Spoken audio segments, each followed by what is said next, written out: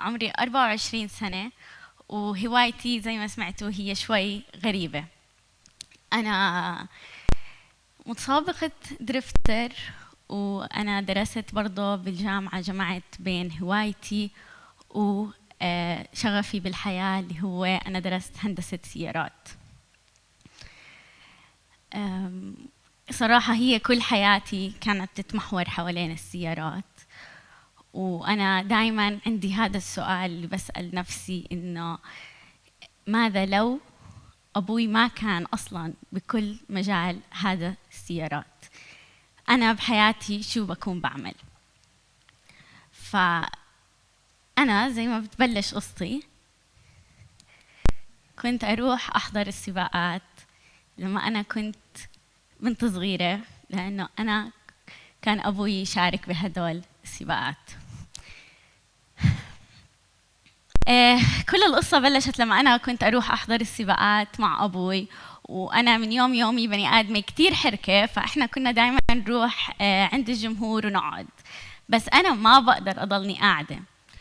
فبعد فترة أنا قطعت السباقات، وبعدين جربت كتير هوايات، ما خليت، بس أنا بالآخر ما صمدت بولا إشي، ما قدرت.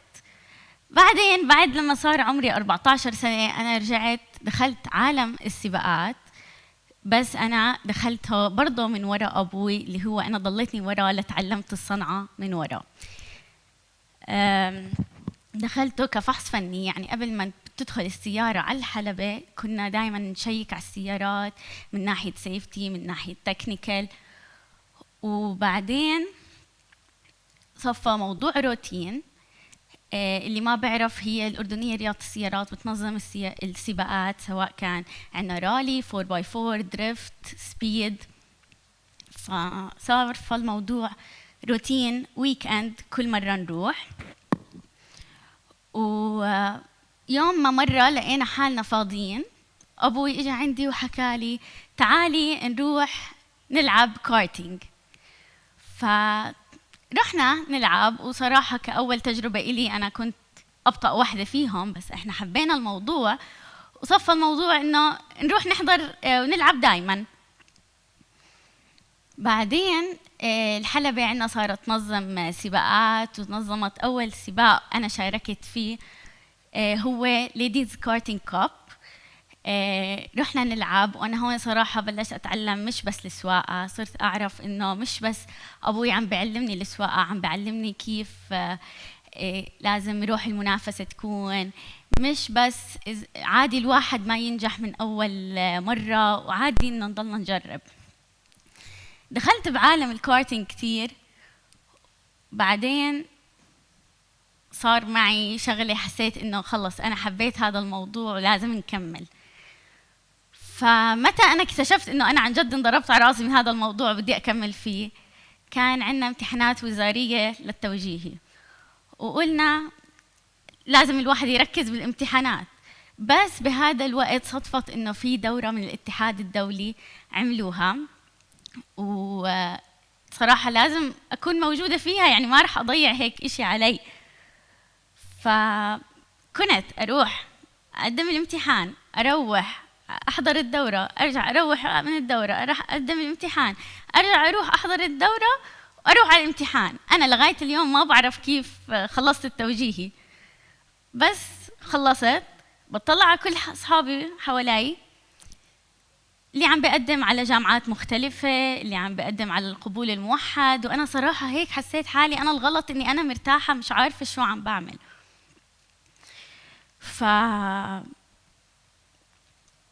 كنت عارفة التخصص اللي بدي إياه، ودرست هندسة سيارات. هلا أنا كنت البنت الوحيدة في التخصص، وبدل ما أخلص هندسة ب5 سنين أنا خلصتهم ب4 سنين.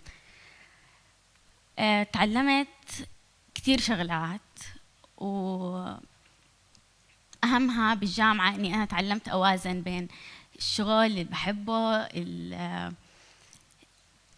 هوايتي. ضليتني أشارك بالسباقات كفحص فني. بعدين اشتريت سيارة عمر ال 18 وقلت خلص صار الوقت إن نجرب من كارتينج إشي صغير لسيارة بالحلبة. تجربة كنوع من التسلاي مع العيلة، وضليتني أروح على السباقات كفحص فني. بعدين فجأة مرة واحدة بسبيد معين بيجي عندي مجموعة من الدرايفرية وبحكوا لي ميرا أنت متى دورك؟ كان ب 2021 ومستحيل أنسى هالموقف. فأنا روحت على البيت وأنا عم بفكر أنا عن جد متى دوري، أنا عم بحلم بهذا الإشي من وأنا بالمدرسة، أنا شو عم بستنى. روحت على البيت عم بحكي مع أهلي، حكوا لي أوكي فش فعلا السباق اللي بعده أنا كنت مشاركة. وضليتني أشارك ب 2021 و22 و23، وكان حسيت بشعور المتسابقين، حسيت بالأدرينالين كتير حلو. كان دايما كنت أحس إنه في إشي ناقصني بالسبيد، فرحت أجرب أنزل رالي. شاركت رالي مرة واحدة بس، كملت بالسبيد كمان. وب 2023 وقتها أخذت البطولة للسيدات على السنة كاملة. البلوت تويست تبعتي وين؟ إنه أنا بعرف إنه أنا كان في إشي ناقصني بالسبيد. في يوم من الأيام إجا حكى معي متسابق دريفت معروف أحمد دحام، حكى لي ميرا شو رأيك تجربي الدريفت ما إنك صلك بالمجال؟ طبعا أنا ما صدقت، قلت دريفت أنا يعني كتير بحب أحضر، ليش ما أكون أنا اللي مشاركة؟ صراحة بلشت أجهز بس بيني وبين نفسي، ما حدا كان يعرف. بلشت أتدرب على السيميوليتر، وأول خطوة عملتها عشان أحول من سبيد لدريفت، لأنه ولا ما لهمش دخل ببعض، إنه ضليتني مشاركة سبيد تيست بس حولت من سحب أمامي لدفع خلفي. وهي كانت أول BMW E30 أنا بسوقها، وخلصت عليها سنة كاملة. بآخر سنة 2024 تكرر معي نفس الموقف، اللي هو وأنا بالدريفت عم بحضر السباق إجا عندي أكثر من متسابق صار يحكي ميرا سمعنا أنك عم تتدربي على السيميوليتر، متى دورك؟ صفنت في حالي، إجاني فلاش باكس وتذكرت كل الأيام الحلوة اللي شفتها بالسبيد. قلت يلا فعلا السباق الجاي. كنت مستأجرة السيارة، كنت جايبة كوشوكاتي وإيثانولاتي، رحت على الحلبة قعدت أتدرب. فش إجا أول دريفت. هلا أشرح لكم التاندم دريفت كيف بيكون. بيكون على يومين، أول يوم كواليفاينج مين بيجيب أعلى نقاط، تاني يوم السيارتين بتنافسوا جنب بعض. إجا أول تاندم شاركت فيه ولغاية اليوم ما بنساه الموقف.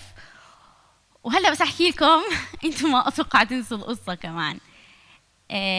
أهلي دعموني، إجوا حضروا السباق. مع الأسف والله صار في مشكلة تقنية بالمحرك وانكسر الماتور معي، وأنا بالنسبة إلي هيك خلص سباقي. هلأ المنظر اللي شافوه أهلي تحديداً بالذات أمي، لأنه هي وقفت شوي في الموضوع هاد، إنه لما انكسر الماتور السيارة بيّنت إنه طلعت نار ولعت. فأنا ماذا لو وقفت هون وقتها؟ وصراحة ماذا لو رديت على أمي وأنا تركت هاي الرياضة؟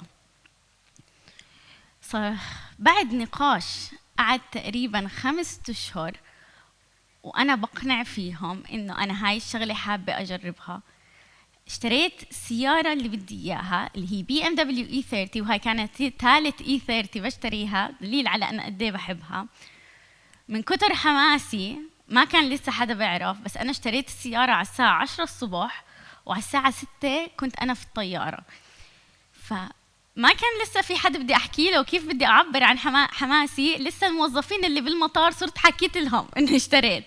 ما صدقت أروح أسافر وأرجع وأجرب السيارة. نزلت أول تدريب على تاني تدريب، بعدين لقيت دعم من كوشوككم هم، فقلنا خلينا نجرب السيارة قدام الجمهور. نزلت أول بطولة بهاي السنة كانت بيجنرز دريفت باتل. بس اللي صار معي إنه قبل السباق بيومين إجا عندي أحمد دحام وحكالي تعالي نشوف السيارة. أخذ السيارة، غير كل سيت اب السيارة، فأنا رجعت لي سيارة جديدة. فقلت هاي بدها كمان تدريب. حلو، ما في أي مشكلة. ضلينا نتدرب لو وصلنا لأول تاندوم كان عندنا بسنة 2025 اللي هو كان بشهر 5. زي ما قلت لكم هو أول يوم كواليفاينج، ثاني يوم تاندوم. وعلى اللي صار مع يعني الخوف اللي أخذوها أهلي، كنت متفقة معهم إنه شو ما تكون النتيجة أنا بس رح أعمل أول يوم، وتاني يوم أنا رح أنسحب عشان السيارتين جنب بعض. مع إنه هي على فكرة ما في إشي بخوف، بكون الحلبة مجهزة، السيارة مجهزة، أمورنا تمام. نزلنا أول كواليفاينج، صراحة عملت كتير منيح وقتها. والكواليفاينج الثاني انكسر معي إشي بالسيارة، فأنا بالنسبة لي خلاص أخذنا نتيجة الجولة الأولى وخلصت، خلص سباقي، أنا جاهزة أروح، والسيارة أصلاً في شغلة مكسور فيها يعني. خلصت سباقي، فجأة مرة واحدة بيجي عندي أبوي بحكي لي يلا شو تجهيزاتك لبكرة. طب مش فاهمة، مش إحنا اتفقنا إنه أنا بس هعمل أول يوم؟ ما بدي أناقش، على السريع رحت عند تيم NMK قلت لهم السيارة بدها تتصلح بكرة بسرعة، أنا مشاركة، بدنا نلحق. قبل بساعة من السباق كانت السيارة جاهزة. شاركت تاني يوم مع متسابق قوي، وصراحة هنا حسيت إنه انتقلنا على مستوى جديد، دخلنا على باث جديدة، وكان كثير حلو. لغاية اليوم إحنا عم نتدرب وعم نجرب السيارة، وهذا كان أول سباق. والسباق الجاي رح يكون ب 29/9 رح يكون بحلبة البحر الميت للي بحب يحضر. وآخر شيء بدي أحكي لكم إياه إنه أنا صار لي تقريباً بهذا المجال 9 سنين، ولعرفت إيش بدي أنا صراحة أخذني وقت. بس أهم إشي عندي كان إنه نصيحة لكل حدا بقول لكم إياها، إنه enjoy the journey اللي أنتوا بتكونوا فيها. لأنه أنا من تجربتي أنا تعرفت على كتير ناس اللي هلأ بقدر أسميهم صحابي. وآخر شي بدي أحكي لكم شكراً، إن شاء الله أكون قدرت أحكي لكم القصة كاملة من غير ما أضيع إشي. Thank you TEDx خلدة.